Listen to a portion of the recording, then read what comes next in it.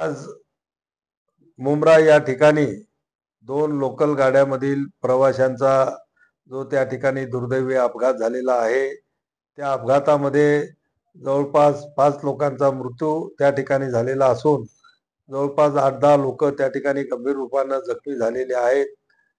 मृतकांच्या नातेवाईकांना सुद्धा मदत देण्यासाठी निश्चित केंद्र सरकार, राज्य सरकारकडून मदत करण्याचा प्रयत्न राहील आणि जे जखमी आहेत त्यांच्यावरही हॉस्पिटलमध्ये योग्य ते उपचार करण्याच्यासाठी संबंधितांना त्या ठिकाणी सूचना केल्या जातील. या अगोदर आमचे स्थानिक खासदार आणि आमचे शिवसेनेचे गटनेते माननीय श्रीकांत शिंदे साहेबांनी सुद्धा त्या ठिकाणी भेट दिलेली आहे आणि आमचे उपमुख्यमंत्री शिवसेनेचे मुख्य नेते एकनाथराव शिंदे साहेबांनी सुद्धा जखमींची पूर्ण काळजी घेण्याच्या बाबतीचे निर्देश त्या ठिकाणी सर्व हॉस्पिटलमध्ये दिलेले आहेत.